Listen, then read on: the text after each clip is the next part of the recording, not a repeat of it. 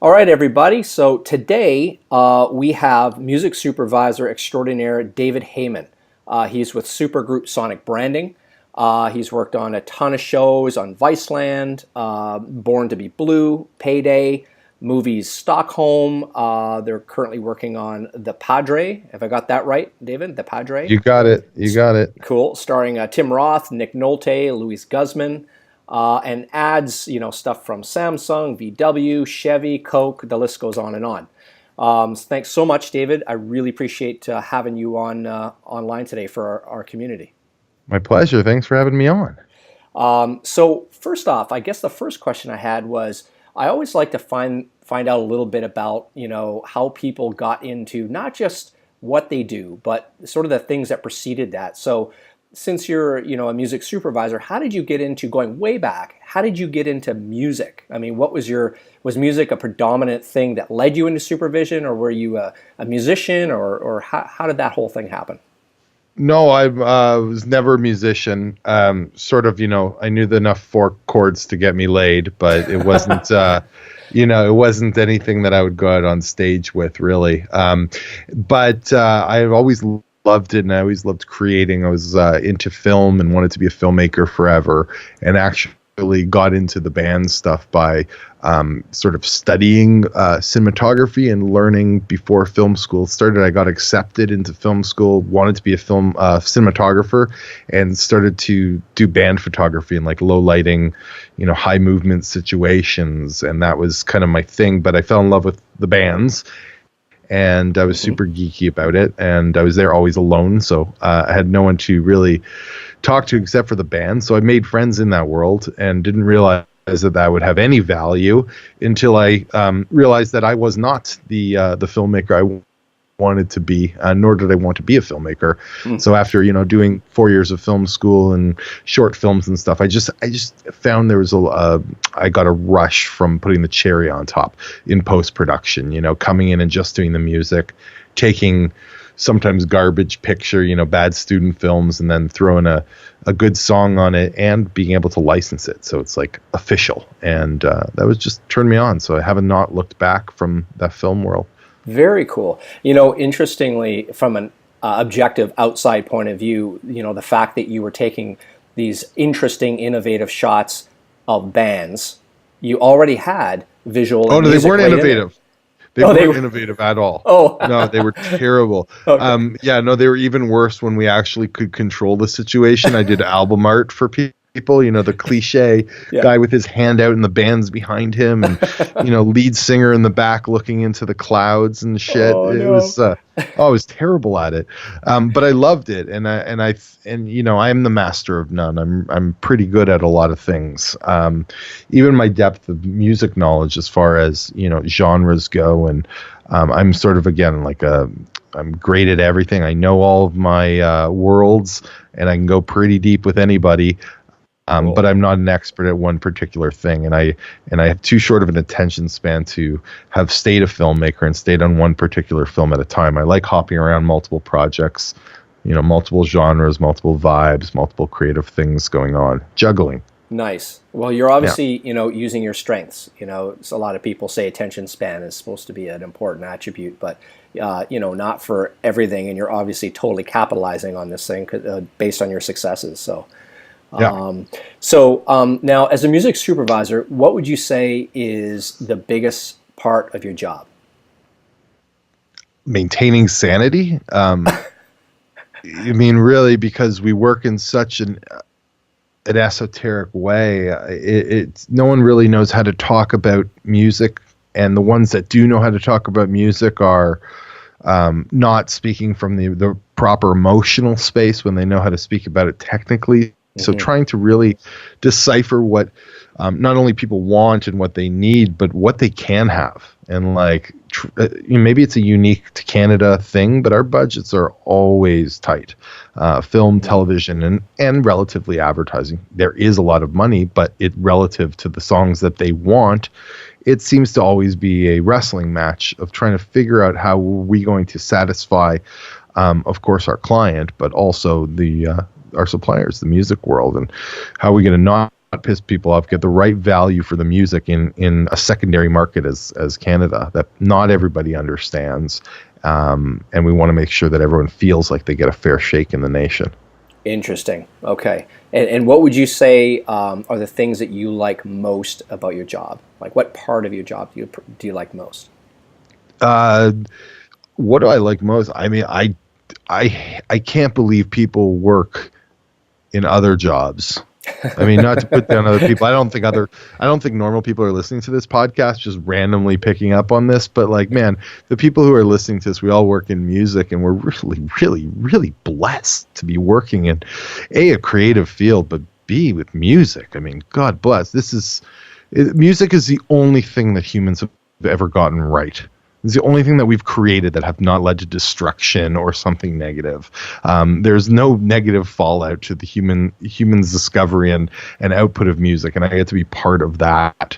In Canada, I guess I get to be part of shaping part of pop culture, and to me, any other job is just ridiculous.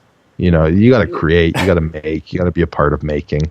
Nice. Well, I know that the audience that we have listening to this right now are giving you virtual high fives. I know that's happening. Right on, bros. Right now. This is totally down with that. Now, how do you pick your projects, David? Or do you sort of just take what comes along, or do you focus on certain things? Do you have certain strengths? You mentioned that you're yeah. We definitely take what comes along. As far as we'll help our producers that we love, and we'll service anything. And I don't love all the advertisement projects I work on, but they keep the lights on and allow us to make actual decisions like that in film. So we're very interested on taking on independent films that the content speaks to us, or stylistically it speaks to us, or it's an opportunity to showcase some extraordinary music that doesn't normally get showcased. If there's a reason for us to get involved in film and television, we truly do at all costs. If it's something that we like, sometimes we'll even waive our fees and whatnot, just because we love to be part of the art, and we see an opportunity for a lot of artists to be paid through it. So it's a vehicle to kind of keep our suppliers happy and busy, and a chance to maybe make a dent culturally. So we will actively, I actively pursued working with Vice for 3 years. Now I'm working with them full on, and we actively are staying away from, the Cake Boss Pawn Stars reality TV show garbage world. So right. We're staying away from the Hallmark Network. We're staying away from Movies of the Week. We're trying to really be as hip as possible. I want to make sure that my 13-year-old and 18-year-old self are vetting all of my choices. Awesome. That's very cool. And interestingly enough, a lot of idealists sort of let go of that, at some point in their lives too, right? So sure. Now, it's interesting. I do know quite a few supervisors here in LA. And I know a couple, 3 of them, who are actually in big studios. And it is surprising, and I tell my, our audiences, right, our members, that it was surprising to me how many of them actually really do like indie music, want to support bands, aren't just sort of stuck in the corporate music scene. They're out there trying to discover stuff and everything. So that's, I think, something a lot of people imagine music supervisors are just going to publishers, they're just going to libraries. No, I actually avoid that stuff, because if I feel like it's going that way and I need to figure it out, it's like, I didn't need to hear Portugal the Man's Feel It Still as it was a reference until I actually had to replace it, because I knew I'd hear it a million times. Yeah. So I'll avoid that stuff rather than kind of diving into what's pop and being nervous about what's popular. I'd rather know what's under the rock and make sure that I've covered regionally what I think is hot. That region or that scene might evolve from a label, and it might be a kind of corporate dive, but it could be as simple as I hear, let's say the Edmonton music scene's hot right now, so I got to figure out a way to get there or connect to it, or, right now we're working with Colombian music, and I need to then dive into that world and figure out what's hot. And I can always, go to blogs, charts. I can ask my daughter what the latest hot thing is for a commercial, but the legwork happens when I'm going outside of that realm. Got it. Interesting. And now, when you are responsible for getting the songs for a show or a TV show, if a director hasn't come and says, "I really want this song, can you clear it?" When you're the guy and you're doing all this, how do you choose the music that you'd love to hear in a scene? Is it stuff that you've heard before? Do you hunt for it? And then what's the process when you actually get the music and you throw it into the picture? What's the sort of spiritual, mental, emotional process that happens? That's a really hard question to answer. I mean, how do I pick it? I want to be as true to the world as possible. Is the quickest answer that I can give you. The world for, let's say, a Kim's Convenience is about a Korean convenience store owner and his family, newcomers to Toronto, with behind-the-scene things that have factors. So it's the most diverse cast and crew of all time in the world. So we try and have that dogmatic approach that we're going to only go with music from Toronto because it's a Toronto show and it's celebrating the culture, and we're going to make it even for everybody. So we have an MFN rate across the board. We ask people to submit for it because it's popular and that rate is low. And then we try and reflect each of the cultural corners of Toronto as best we can, because there's a lot of just diegetic radio music, and I have that power to say, I'm putting this here. We don't have the normal approvals we go through on a lot of other shows. So I'm literally trying to cover all of the bases that make up Toronto, and we've done quite a great job. We've had Filipino Canadian musicians, a Chinese Canadian band. We've had your European Canadian band. We've had hip hop of all different shapes and sizes. We've had experimental jazz. We've had church music. We've had cha-cha. We've had Mediterranean stuff. Toronto's just got everything, and we're able to source any style from inside the city. So, same goes when I'm working with Vice. If there's a theme at play, whether it be Indigenous rights or we're talking about how the youth of Houston deal with money, I'm going to go to Houston and try and pull out that stuff. I'm going to try and go to the Indigenous communities and get music that supports those communities. I'm going to try and be as geographically correct as I can, or geographically dogmatic as possible. And those boxes actually help me, rather than standing at the precipice of a cliff looking at the potential of the world of music. I now have given myself a smaller view to work within. If I am failing my director, if I find that I'm not achieving what I want within that narrow scope, without that piece of the pie, then I'll move the pie wider. I'll widen it out. But most of the time, and once you've identified where you want to be, what roads you want to go on, if you drive it, you'll get where you want to go. Right. You start making turns or questioning your direction. That's when things start going left.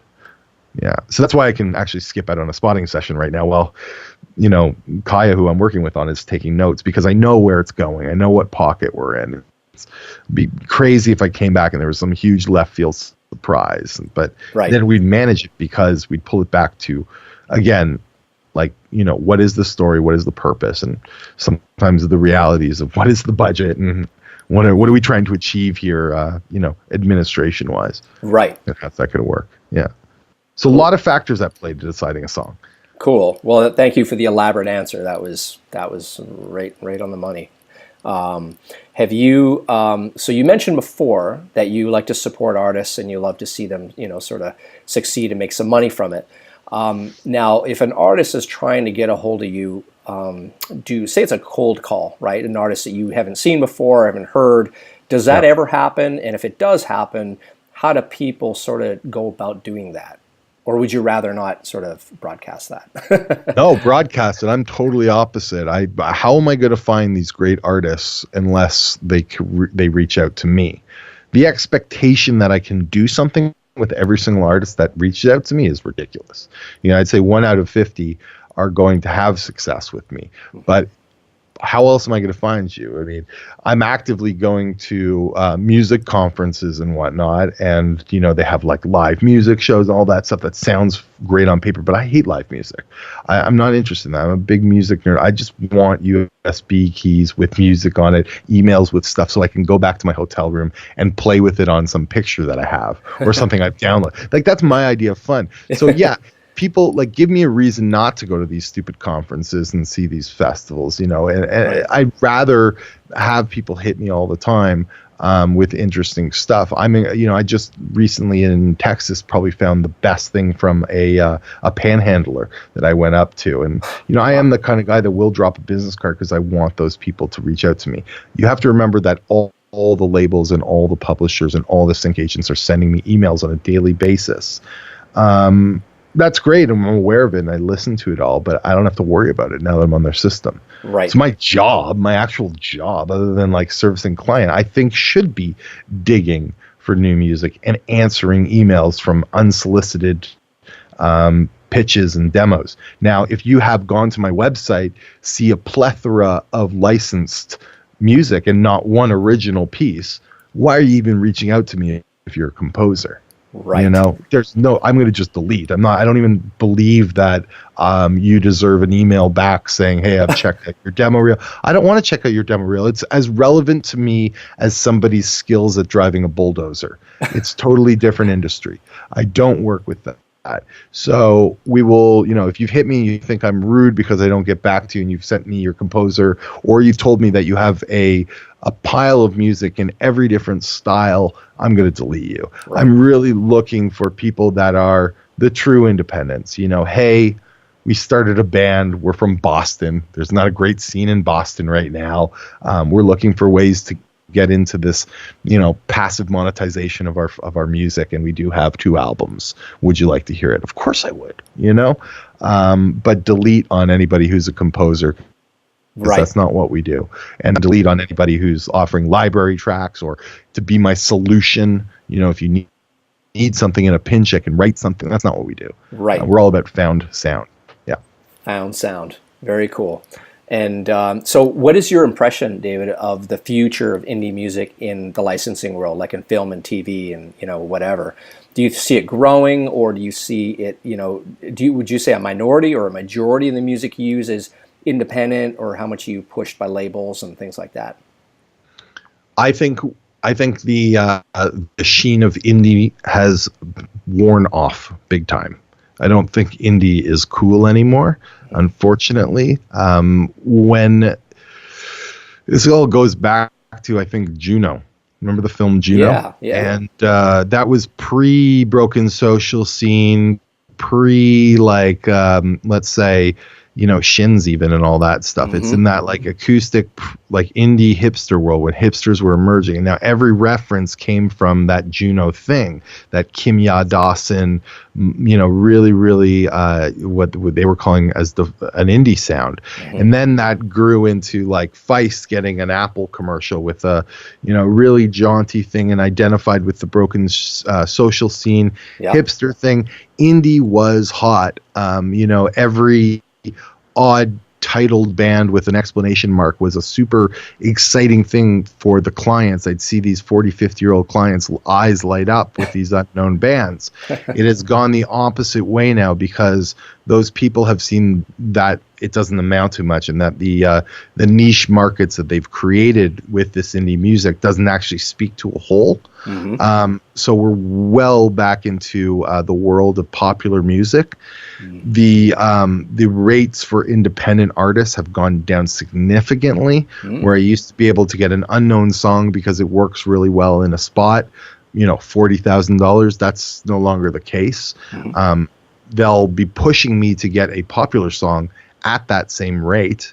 And when they can't do that, they'll ask us for specifically options, let's say, under $10,000. So there's a bit of a race to the bottom when it comes to indie right now. Mm-hmm. However, there are major problems with licensing master recordings from the United States from major labels. So you have this issue with the desire to speak to many without the possibility of using that original voice. So we're in the world of using indie artists as covers, cover artists, Right. which is a fantastic way to launch a career because, the quality of music in independent scene has gone up. And so when you actually are able to open this can of worms and discover an artist and it's all there and it's all beautiful, that's a big win. The jumping off point is no longer their single, their debut single. It's a cover of something that will launch them. Right, which is actually, that you placed the song that Danny had in the season finale of Saving Hope, right? And that exactly, was a cover, yeah. And a Daniel Johnson cover, yeah. Yeah. So that's True Love Will Find You in the end, yeah. And you can't go wrong with a notion like that. That was a great example of finding an artist that wasn't trying to do gymnastics to say, hey, I'm here, I'm awesome. It was like she chose a smart song and really serviced it with her voice, and less is more kind of deal. And that's what I'm always looking for, is someone who has the courage to be simple. Right. Now, would you say that would be because that emptiness and the rawness. Yeah. Would you say that would be your sort of biggest advice then for, songwriters who are, just songwriters at home recording pretty pro stuff, maybe online or at their local studio, is start with covers and that's the climate these days? Is that what you I don't know. No, actually, because we don't usually license covers. That was a rarer situation. So what we're looking for is do your thing, be you, have your career. Tell me, the public's going to decide if you're going to be popular or not ultimately. Yes, maybe a license can give you a kick and a break, but do your thing, because if we have something big on the table, a big song, we just recently did a Fleetwood Mac thing. It's not cheap in the publishing. So We're not just going to throw that at somebody in the indie realm who doesn't know who they are. We're looking for someone who has a small body of work and is defined. It doesn't have to be as sharply defined as, let's say, a Bjork, but it's like, who you are. Stylistically, it's there. You know who your audience is. What tone works for that audience. And it's a matter of, hey, we want to connect with that audience and we want to connect with that tone. So we're going to utilize you. We're going to go into that space and find out who's already top in that space and take a run at working with them.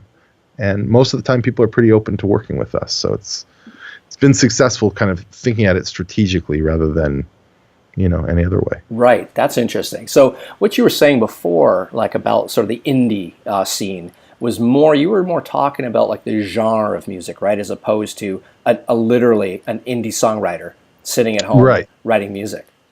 Right. I mean, an independent songwriter, it's all appeal to me. Yeah, sure. In fact, they have a lot of advantage right now because they don't have the major label horse shit involved. Yeah. Very cool. Well, we went around the world twice on this one. Really appreciate this, David. I mean, it was supposed to be like a little 15-minute interview and tons of amazing information and advice. And thoroughly enjoyable, listening to you talk about all this stuff. So hey, anytime, man. Really appreciate that. And thanks for taking the time out. So I guess you're headed back in the studio now, right? I'm running back in. Be like, hey, I miss anything, guys? Awesome. Well, thanks so much. Pretend I was in the washroom with cramps. There you go. Right. I must feel like a cramp with all these questions. But all good. It was enjoyable. Thank you, Chris. Cool. Thank you so much, David, and best of luck. And all right. Cheers, brother. Okay.